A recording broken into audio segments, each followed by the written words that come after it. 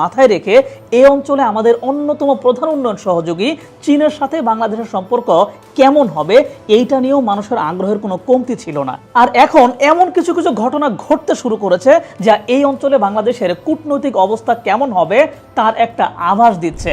নির্বাচনের মাধ্যমে ক্ষমতায় আসার পরপরই ভারতের প্রধানমন্ত্রী নরেন্দ্র মোদী বাংলাদেশের প্রধানমন্ত্রী তারেক রহমানকে দিল্লি সফরের জন্য আমন্ত্রণ জানিয়ে চিঠি পাঠিয়েছিলেন। মাসখানেক আগে একটা নিউজও বেরিয়েছিল যে প্রধানমন্ত্রী হিসেবে তারেক রহমানের প্রথম সফর হতে যাচ্ছে ভারত। আর এই নিউজটা সারা দেশে ব্যাপক সমালোচনার ঢেউ তুলেছিল।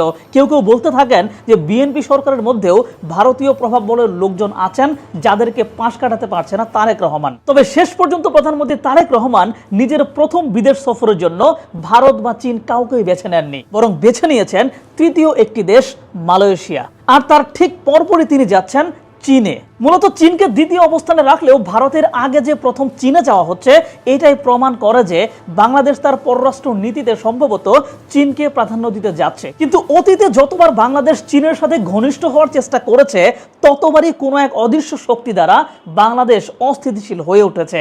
এবারও কিন্তু চীনে যাওয়ার প্ল্যান লক হওয়ার পর থেকেই দেশের সাম্প্রদায়িক ইস্যু মাথাচাড়া দিয়েছে। সনাতনী ধর্মাবলম্বীরা আন্দোলনের ডাক দিচ্ছে, ইসকন অ্যাক্টিভ হচ্ছে ইত্যাদি। দেখেন, এই যে প্রধানমন্ত্রী তারেক রহমান প্রথমে মালয়েশিয়া এবং তারপর চীন সফরের সিদ্ধান্ত নিয়েছেন, এই সিদ্ধান্তটা ছোট মনে হলেও আসলে অনেক বড় একটা বার্তা বহন করে। তো আজকের আলোচনায় বোঝার চেষ্টা করব চীনের সাথে বাংলাদেশের সম্পর্কের গভীরতা কতটুকু, তিস্তা প্রকল্প নিয়ে আসলে কি হচ্ছে, তুরস্কের সাথে অস্ত্র কেনার আলোচনা কোথায় দাঁড়িয়ে আছে, এবং সব মিলিয়ে বাংলাদেশ কি সত্যি চীনমুখী হয়ে যাচ্ছে নাকি এইটা স্রেফ একটা ভারসাম্যের কূটনীতি। সবকিছু চলেন শুরু করি। আর হ্যাঁ, আমি খেয়াল করে দেখেছি আপনারা অনেকে আমার ভিডিও নিয়মিত দেখেন কিন্তু চ্যানেলটা সাবস্ক্রাইব করেন নাই, তাই দ্রুত এখনই সাবস্ক্রাইব করেন। আমরা খুব অল্প দিনের মধ্যেই 5 লক্ষের পরিবারে কিন্তু পরিণত হচ্ছি। তো প্রধানমন্ত্রী হিসেবে দায়িত্ব নেওয়ার পর তারেক রহমানের এটাই কিন্তু প্রথম বিদেশ সফর। 21 জুন মানে আজকে কুয়ালালামপুর যাচ্ছেন, 22 জুন মালয়েশিয়া সফর শেষ করে 22 জুন রাতেই তিনি সরাসরি চীনের বন্দরনগর দালিয়ানে যাবেন এবং 23 থেকে 26 জুন চীনে অবস্থান করবেন তিনি, মানে মোট 6 দিনের সফর। মালয়েশিয়ায় প্রধানমন্ত্রী আনোয়ার ইব্রাহিমের সাথে বৈঠকের পাশাপাশি মালয়েশিয়ার রাজা সুলতান ইব্রাহিমের সাথেও সাক্ষাৎ হবে। প্রধান আলোচ্য সূচি হবে দীর্ঘদিন বন্ধ থাকা বাংলাদেশিদের জন্য মালয়েশিয়ার শ্রমবাজার পুনরায় চালু করার ব্যাপারটা। আর ওদিকে চীনের দালিয়ানে বিশ্ব অর্থনৈতিক ফোরামের সামার দাভোস সম্মেলনে তিনি climate leadership in shifting global landscape শীর্ষক অধিবেশনের প্রধান বক্তা হিসেবে বক্তব্য দেবেন। চীনা প্রধানমন্ত্রী লি কেকিয়াং এর সাথে 25 জুন এবং প্রেসিডেন্ট শি জিনপিং এর সাথে 26 জুন আলাদা বৈঠকও করবেন তিনি। এই দুই শীর্ষ নেতার সাথে আলাদা বৈঠকের সুযোগ পাওয়াটাকে কূটনৈতিক মহল বিরল অগ্রাধিকার বলছে, কারণ আগের অন্তর্বর্তী সরকারের প্রধান শুধু প্রেসিডেন্টের সাথেই সাক্ষাৎ করার সুযোগ পেয়েছিলেন, এবার তারেক রহমান দুইজনের সাথে পারছেন। যাই হোক, সূত্র মতে চীন সফরে 15 থেকে 17টি সমঝোতা স্মারক বা চুক্তি সই হতে পারে। এর মধ্যে বিশেষ গুরুত্ব পাবে দ্বিতীয় পদ্মা সেতু নির্মাণ, তিস্তা মহাপরিকল্পনা, যমুনা নদীতে নতুন সেতু নির্মাণ এবং বাংলাদেশে চীনা অর্থনৈতিক অঞ্চল প্রতিষ্ঠার মতো বড় প্রকল্পগুলো। তো শুরুতেই প্রথম প্রশ্ন, প্রথম সফর কেন ভারতে হলো না? আর এই প্রশ্নের উত্তরটাই আসলে পুরো গল্পের কেন্দ্রে রয়েছে। দেখেন, দীর্ঘদিনের রাজনৈতিক প্রথা অনুযায়ী বাংলাদেশের সরকার প্রধানরা সাধারণত নির্বাচনের পর বিদেশ সফরের গন্তব্য হিসেবে ভারতকেই বেছে নেন। শেখ হাসিনা গত 15 বছর ধরে এই ঐতিহ্য কঠোরভাবে বজায় রেখেছিলেন। প্রতিটা নির্বাচনের পর তার প্রথম গন্তব্য ছিল নয়াদিল্লি। আর তারেক রহমানের ক্ষেত্রে মোদির আমন্ত্রণ থাকা সত্ত্বেও এই ঐতিহ্য ভাঙা হয়েছে। কূটনৈতিক পর্যবেক্ষকদের মতে প্রধানমন্ত্রীর প্রথম রাষ্ট্রীয় সফরের গন্তব্য শুধু প্রটোকলের কোনো বিষয় না, এটা নতুন সরকারের পররাষ্ট্রনীতির অগ্রাধিকারের একটা প্রতীকী বার্তা। সেই বিবেচনায় ভারত বা চীনের পরিবর্তে মালয়েশিয়াকে বেছে নেওয়ার সিদ্ধান্তকে আঞ্চলিক প্রতিযোগিতার মধ্যে ভারসাম্য রক্ষার প্রচেষ্টা হিসেবে দেখা হচ্ছে। প্রধানমন্ত্রীর একজন দায়িত্বশীল কর্মকর্তা সরাসরি বলেছেন যে প্রধানমন্ত্রীর সফরে বাংলাদেশ ফার্স্ট নীতি প্রতিফলিত হবে। নতুন সরকারের এই স্বাধীন পররাষ্ট্র নীতিকে চীন স্বাগত জানাবে। ঢাকা বিশ্ববিদ্যালয়ের উন্নয়ন অধ্যয়নের অধ্যাপক আসিফ শাহান রয়টার্সকে বলেছেন, তারেক রহমানের সরকার দায়িত্ব নেওয়ার পর থেকে ভারতের সাথে সম্পর্ক কিছুটা উন্নত হলেও সীমান্ত উত্তেজনা এবং পুশিনের অভিযোগ নিয়ে এখনো কিন্তু টানাপোড়েন আছেই। তাই চীনের সাথে সম্পর্ক জোরদার করাটা ঢাকার বৃহত্তর কৌশলের অংশ, বহিঃসম্পর্ককে ভারসাম্যে রাখার চেষ্টা। তার ভাষায় এই সফরগুলো যতটা অর্থনৈতিক ততটাই কূটনৈতিক। তার মানে ভারতকে পাশ কাটানোর মূল কারণ প্রথমত গণঅভ্যুত্থান এবং এর আগে থেকেই বাংলাদেশে যে একটা অ্যান্টি ইন্ডিয়ান সেন্টিমেন্ট কাজ করেছে সেইটাকে প্রথমত সম্মান জানানো, দ্বিতীয়ত বাংলাদেশের এমন কিছু প্রজেক্ট আছে বা অর্থনৈতিক কার্যক্রমের প্ল্যান আছে যেটা ভারত বারবার আশ্বাস দিয়েও আসলে করে দেয় নাই, ফলে সেসব জায়গায় চীনের সহায়তা কামনা করা, তৃতীয়ত অতিমাত্রায় ভারত নির্ভরতার কারণে ভারতের সাথে আমাদের বার্গেনিং পাওয়ার একদম কমে গিয়েছিল। আবার চীন আমাদের দেশে এত এত বিনিয়োগ করা সত্ত্বেও যখন হাসিনা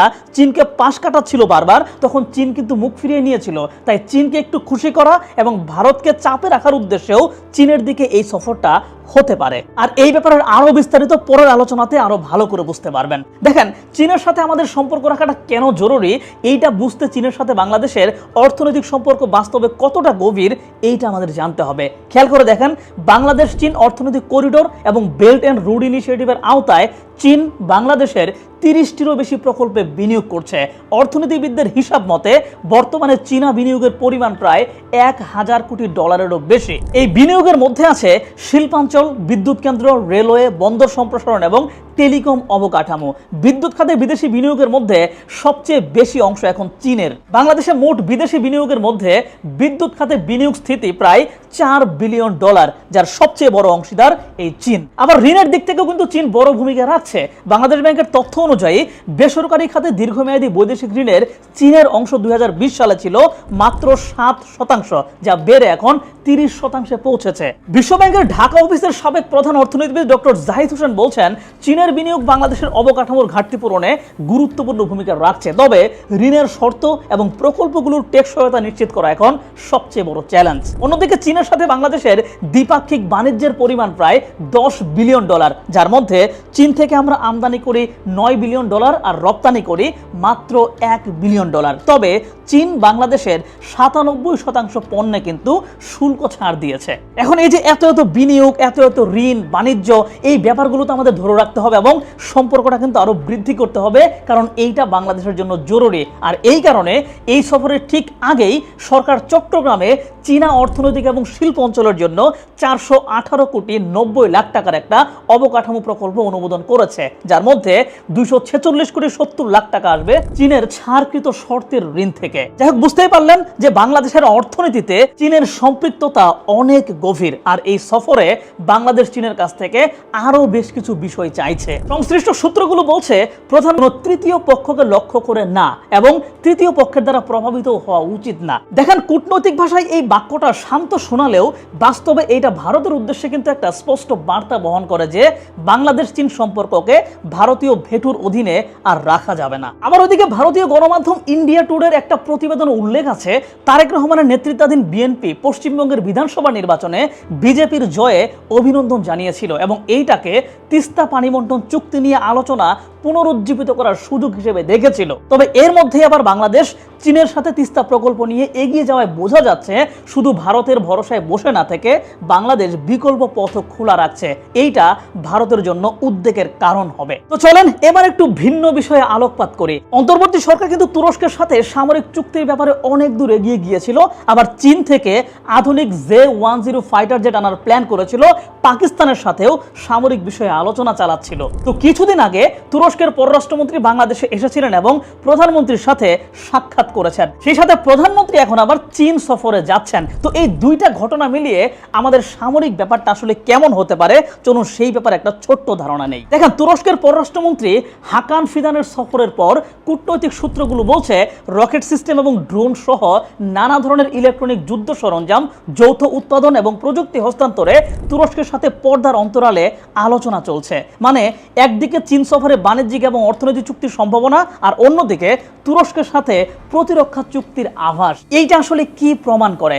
বাংলাদেশ যে আগে থেকেই চীনের কাছ থেকে সামরিক সরঞ্জাম আমদানি করত, সেই সামরিক নির্ভরতা কমানোর কি ইঙ্গিত এইটা? যদি সেটা হয় তবে কিন্তু ভালোই হবে। সাবেক রাষ্ট্রদূত হুমায়ুন কবির বিবিসি বাংলাকে বলেছেন, চীনা অস্ত্র বাজার থেকে নির্ভরতা কমানোর চিন্তা হলেও মার্কিন এবং ইউরোপের অস্ত্রের দাম কিন্তু অনেক বেশি। সেই জায়গা থেকে তুরস্কের সাথে সামরিক সহযোগিতা বৃদ্ধিটা ইতিবাচক। আর এই মন্তব্যটা স্পষ্ট করে দেয় বাংলাদেশ একটা মাত্র দেশের সামরিক সরবরাহ সরবরাহের উপর নির্ভরশীল হতে চাইছে না। আবার তুরস্ক ইস্যুতে আরেকটা কৌশলও হতে পারে, যেহেতু এবারের চীন সফরে বাংলাদেশের মূল আলোচ্য ইস্যু মূলত বাণিজ্য এবং বিনিয়োগ সংক্রান্ত, তাই এইটাকে যাতে কেউ প্রতিরক্ষা সংক্রান্ত কিছু আগে থেকে না ভাবে, এই জন্য তুরস্কের পররাষ্ট্রমন্ত্রীর সফরের মধ্য দিয়ে প্রতিরক্ষার ইস্যুটা তুরস্কের দিকে ঘুরিয়ে দেওয়া হয়েছে। মানে বাংলাদেশ এককভাবে কারো উপর নির্ভরশীল হতে চাচ্ছে না, একটা ব্যালেন্স করতে চাচ্ছে, এইটার একটা বার্তা বাংলাদেশ দেওয়ার চেষ্টা করলো। তবে আমার মতো সামরিক ক্ষেত্রেও চীনের সাথে ছোটখাটো একটা চুক্তি থাকলে খারাপ হবে না। চীনের আধুনিক ফাইটার জেটগুলো আনা দরকার।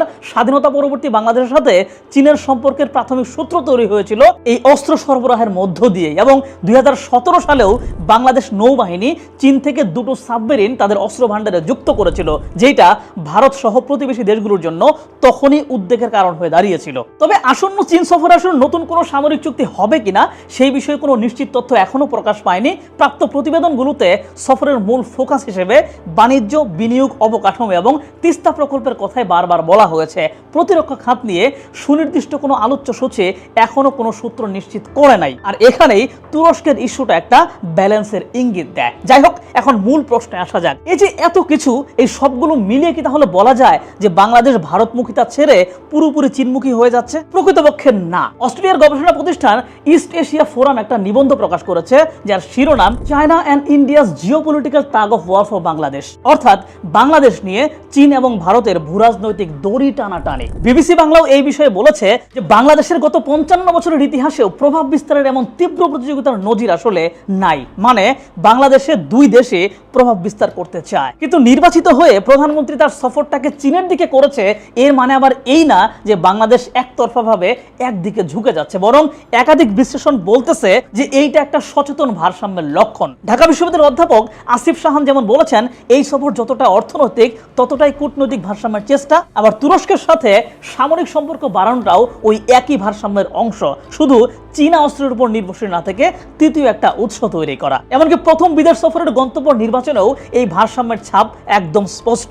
ভারত বা চীন কাউকে প্রথম স্থান না দিয়ে মালয়েশিয়াকে বেছে নেওয়া হয়েছে, যেটা সরাসরি কোনো পক্ষকে অগ্রাধিকার না দেওয়ার একটা বার্তা। কিন্তু এইরকম যত কিছুই আপনি করেন না কেন, ভারতের দিক থেকে বাংলাদেশের এমন চীন সফর ব্যাপারটাকে থ্রেট হিসেবেই নেওয়া হচ্ছে। যেহেতু বাংলাদেশের উপর ভারতের ব্যাপক প্রভাব প্রতিষ্ঠিত হয়েছিল, তাই বাংলাদেশের প্রতিটা স্তরে ভারতীয় প্রভাব বলে লোকজন থাকতে পারে। প্রতিবেশী দেশ, পাশাপাশি সীমান্ত, তাই এক দেশ আরেক দেশের ভেতরে প্রভাব খাটানোর ঘটনাও অস্বাভাবিক কিছু না। সেই জায়গা থেকে বাংলাদেশের ভেতরে এই চীন সফরের প্রতিক্রিয়ায় ভিন্ন কিছু বা অস্থিতিশীলতা দেখা যেতে পারে কিনা সেটা নিয়েও কিন্তু অনেকে চিন্তিত। দেখেন, ইউনূস সরকারের সময় ভারতের সাথে বাংলাদেশের সম্পর্ক সবচেয়ে খারাপ ছিল, আর সেই সময়ে এমন কিছু বিষয় আমরা দেখেছিলাম যে আমাদের পাহাড়ি অঞ্চলে অস্থিরতা তৈরি হয়েছিল, সাম্প্রদায়িক ইস্যুতে দেশ উত্তাল হয়ে উঠেছিল, ইসকনের অ্যাক্টিভিটিস বেড়ে গিয়েছিল। আর তারেক রহমানের চীন সফরের সিদ্ধান্তের পর থেকেই বাংলাদেশে আবারও হিন্দু মুসলিম উত্তেজনা বাড়তেছে। সনাতনী ধর্মাবলম্বীদের বিভিন্ন উস্কানিমূলক বক্তব্য সামনে আসতে শুরু করেছে, সীমান্তে পুশিন বাড়তেছে। তো এই ঘটনাগুলো কি কাকতালীয় না? এগুলোর মধ্যে ষড়যন্ত্রের একটা গভীর যোগসূত্র থাকতেই পারে। এখন এই ব্যাপারগুলোতে সতর্ক থেকে বাংলাদেশের জনগণ এবং সরকারকে এইটা ট্যাকেল করতে হবে। যাই হোক, প্রধানমন্ত্রীর মালয়েশিয়া এবং চীন সফরের এই দিকটা আসলে একটা ভালো জিনিস। এখন দেখা যাক কূটনৈতিক মহলে ব্যালেন্স স্থাপন করে বাংলাদেশ কত দূর কি অর্জন করতে পারে।